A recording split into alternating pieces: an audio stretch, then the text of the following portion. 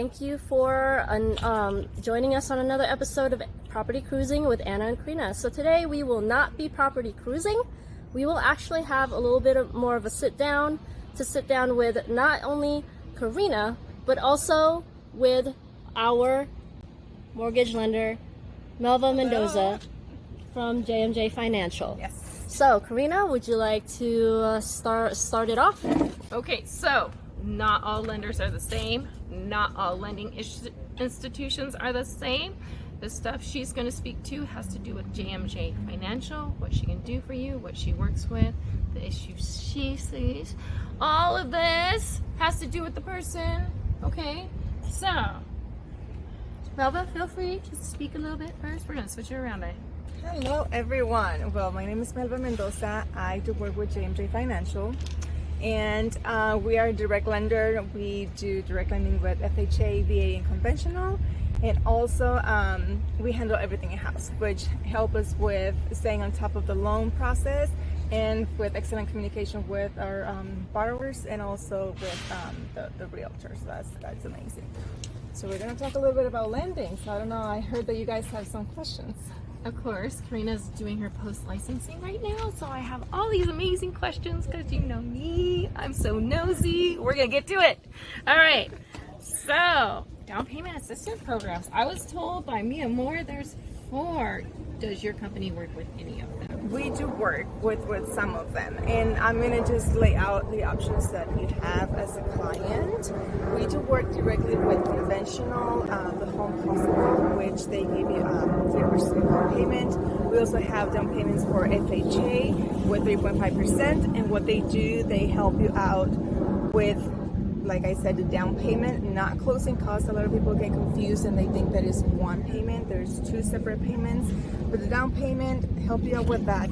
And of course, they have some regulations. You need to have certain FICO score. You need to you have certain debt to income percentage, and according to down payment, and also majority and most of them, they require for you to live in the house certain amount of years. 3 years is the minimum. Once you live in the house as your primary residence, then you will that down payment assistance might be forgivable. Okay, now we're gonna pull a couple of phrases out there, which I know some of you probably didn't recognize. FICO score, you gotta explain it in normal people terms. Your FICO score, it's the your number, credit number, like you know, we all know what credit score is. Mm-hmm. So the credit score is, we have 3 agencies that report that. We have Experian, Equifax, and TransUnion. So we use those 3 agencies to know your FICO score, what percentage, what points, what are your points on your credit.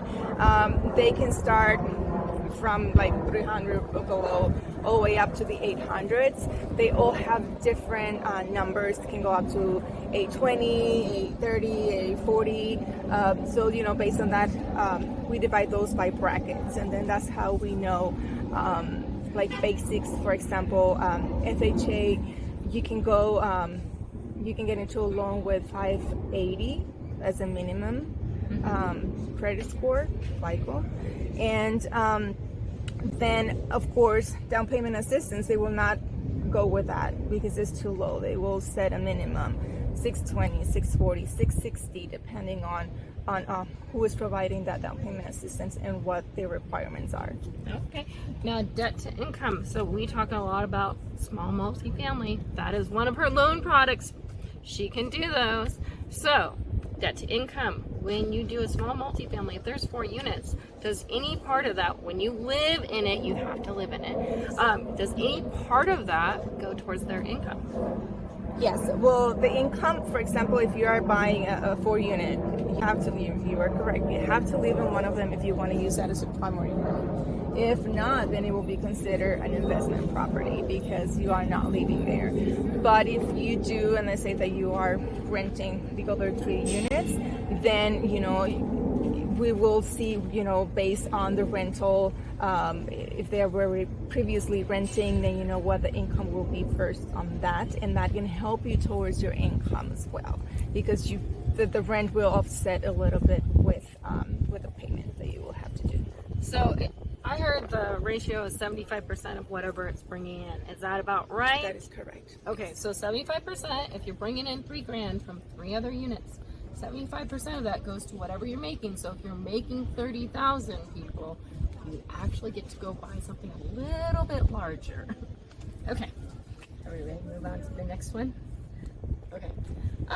What is the average interest rate for the last 10 years? Everyone seems to think those ridiculous low rates is normal. What was the average? Oh no, well, we were lucky to have those twos and, rare cases, the 1.875, the threes.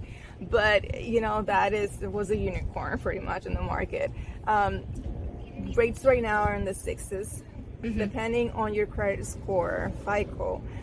You can see on the low six, mid or high sixes. It all depends. Your FICO score dictates a lot on the rate. Right now in the market, you can buy down the rate, which that's another option that we have as well. Okay, how much does it cost to buy it down, and how much are you seeing people buy down the rate for? It changes. Right now, their interest rates are very unstable. Like in the morning, I can review, and then they will be completely different versus midday or the end of the day. The price point changes. I have to check. We have to check. Once we're ready to lock the rate, that's when we check. Okay, this is the amount that this particular rate will cost. Usually, will be 1% down. The buyer can lock down and buy it. Sometimes we suggest, if the seller is giving certain credits or concessions to use that to buy down the rate. It all depends the situation of each borrower. Maybe they want or feel more comfortable if they have a lower monthly payment, and they go to use those concessions towards the rate. Maybe they are comfortable with a 6 and change on the rate, and they want to use that concession towards closing costs. It will all depends, the situation of the borrower. Okay. But most of them right now, I've seen that they really want to hit that 5 and change rate versus going or moving that to. And so if they buy it down a point, is it actually a whole point, or is it just a quarter of a percentage? No, it will be. We said a point versus. How we call points, it's 1% of the loan amount. I always try to look before locking the rate how the market is going. So we and my team, we are checking day, night. We follow MBS Highway, and they give us a lot of tools to kind of follow the rates. And if we see that it's a good rate, then we lock it. If it's a little higher than how it was in the morning, then we wait, because we want to give our borrowers the best deal possible. Okay. Alrighty. What is the best interest rate for a loan you closed last month? What was it? Because everyone thinks everything's been in the sixes for a month or two now. What was it? I just closed a loan on the 16th of this month, and it was 5.25. Listen to that. 5.25. Yes. And the funny thing with this particular borrower, we locked the rate. He buy down the rate. But when we locked it, it was at 5.625. But then we couldn't close because he had to sell his unit first in order to close and move to this new property. So the lock expired. We locked for 30 days, expired, and then I was chatting with my team, and they're like, you know what, actually the feds are raising the rate. You know what, this is beneficial for a 30 and 15-year mortgage rate, so let's keep that clear. So we waited a little bit. Once he was ready to lock, we gave him actually a better rate than what he locked originally. So that was cool. All right, that's why you talk to your lenders. When they give you a phone call, answer the phone. If you're busy, let them know and call them back, because it is any time of the day thing. All right. Okay, what do you think is going to happen in the next 6 months, year, 2 years? I mean, I wish I had my crystal ball. Okay, well, let's go here. How long have you been in the lending business? In the lending business since 2018. Okay. But right now we had it easy, because even though before COVID rates were in the 4s, nothing higher. Right now we're going with the 6s, and it's going higher. Like, let's expect a little bump And it's normal, you know, with financial, how everything is going right now. We will, I think, I don't know, but I think we will see a bump again. Maybe next year, hopefully, knocking on wood, I don't have wood, but knocking on wood, that we get a little more stable where, you know, we don't get hit with another point every month, every other month. So hopefully, you know, by next year, we have a little bit of a stability on the rates. Okay. But yeah, we're gonna have the 6 and 7s. So I've owned 5 houses. I'm gonna tell everyone right now, I bought my first house in 2003. My rate was like almost 8%. When I bought again in, oh, what was that?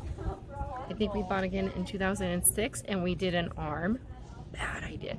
It was 1.8 and then it exploded. That's why ARMs are bad. And then we bought again in 2010 and we were so excited. We got 6%. We were stoked. We got 6%. We bought a huge house. It was 6%. And then 2 years later, I bought another house and it was, I think that was 5.25. And that was even better. In my last house, I bought at 5. And that was in 2015. So people, that's 10 years. 10 years of loans. And I never got into the lending that everyone else got into. And I always tell my clients, marry the house, date the rates. If you find the perfect home for you, get it, you can refinance. You're not locked for the 30 years with the same rate. You can refinance as the market, you know, rates gets better, then you know, be ready to refinance in the future. How much does it cost to refinance? To refinance, it'll depend on the property because you have to make a prepay. It's not as the one you purchase the house, but you have to prepay for 3 months for rates. And then, but usually it's around 1.5% to refinance. Of the price. The price. Whatever the loan is 1 to 1.5% of the loan price. That's what it is, people. It's not 1 and 1.5% of infinity. It's the loan. That's correct. And it all depends. Like we have set fees that we charge, but then it depends on the title company because they have their own fees, and then each title company they are on the similar pricing, but it changed a little bit. Yeah, but you know, we do work with a great company that, you know, we try to offer of the lower rate possible. So people, when they sit there and encourage you to use a title company, you really should do it because it may save you anywhere from $500 to $1,000 to even $2,000. Okay, they do vary. You can call the title company and ask them. They may not answer you, but you can call them. You can try it. That is true. I've seen a difference between under 500, 600 on pricing, which is huge. I mean, money's money, and right now we're trying to save. Yes, it's like a month worth of gas. Yes, for sure. Which is why we're all sitting here today, because it went up 20 cents last week, and I was like, oh, let's give the FJ a break. I'm sure you. I know, I got a Costco too. But even when you're standing there and you're like, you had 15 gallons and you didn't know, you're like, I really stretched that tank. So what is tell us some of the differences between the loan products. Okay, so Analyn, she's a veteran. She could use VA. Yes. Is there any issues you have with VA lending? No, not at all. We actually are a direct lender for VA. FHA, VA, Freddie and Fannie, which are conventional loans. They handle conventional loans. Oh, Melva just told me about something. Now, everyone's heard of stated income. You may not know what that is. You just tell people what you're making and you kind of have to prove it. She has business. What is it called? Business bank statements, which you don't have to do your tax returns on, which for some people is if you've ever done a house, if you ever bought a house, if you do stated income, they want your blood, your arm, your bank statements, your tax returns, and your firstborn just to verify it's really you. So she's going to share with us what this means to you. Yeah, we do have this great program, and I have closed deals with it, so I know it works, and I know we can make it happen. So what we do is this bank statement program. We use the 12 most recent bank statements, and you can be self-employed. You can have your own business. You know, sometimes you are done working with someone else's, and then you move you were like, I don't know, construction, and then you decide to do your own construction company. Well, we use those 12 months to review your income based on that. We don't look at your tax returns. But of course, you need to have 2 years work on the same experience, but the income is calculated based on the 12 most recent bank statements. So that's huge. And the rate will be a little bit higher than the current rate, but depending on your credit score, it can be half a point higher, point and a half if you have a really bad credit. But you know what? It's better than, or either, pay rent, which rents, interest rate is always 100%. So, it's better. And some people say, hey, I don't have options because I am a business owner and my taxes are weak. I don't claim any revenue. Well, you have that option. 12-month bank statement. There you go. Okay. I thought of something and it left my brain. Okay. So, what is your favorite? What has more actual standing? Length of job history, like person being on the job, their FICO score, or what's the other one? Your debt to income. Debt to income. Which one is more powerful? Well, they'll work together. I mean, right. Me as a lender, I have to look at everything as a group, because the rate will be based on your credit score most of the time. Like, the better the credit score, the better rate you will have. The cheapest mortgage insurance, if you have mortgage insurance on your loan, will be because you are less risky, and if you have, if you go to the lowest 580, then that might seems that you have a little issues with credit here and there. And remember, buying a house is one of your biggest investments that you're gonna make. Like, you're purchasing or borrowing a lot of money. So that's why I have to see everything as a group. And then, of course, your income, that you're stable, or as your job, we always require 2 years of work experience, the same field related. And it is important because you are showing to the bank or the lender, hey, I am a stable person. I borrow $500,000 pretty much. So the whole thing, it works together.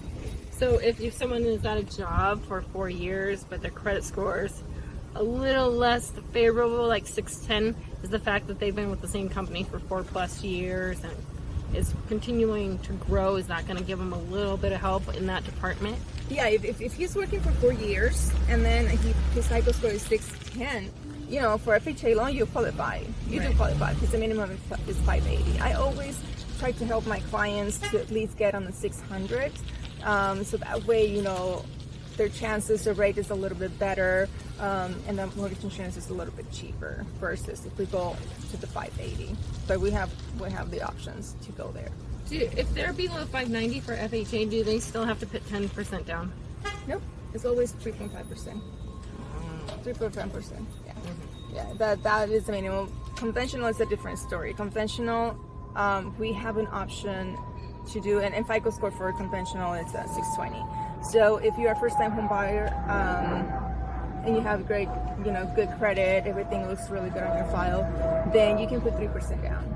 And that's something that a lot of people don't know. If you purchased a house previously, then you have to put 5% down. Or if your credit score is not as good, or you have some issues, then it might require to put the 5% down. But first-time home buyers, they have options with conventional loans with 3%. Okay. Well, Karina's gonna go. I have to go do an appointment for small business people so I can have more lending options for you in the future. Bye, everyone.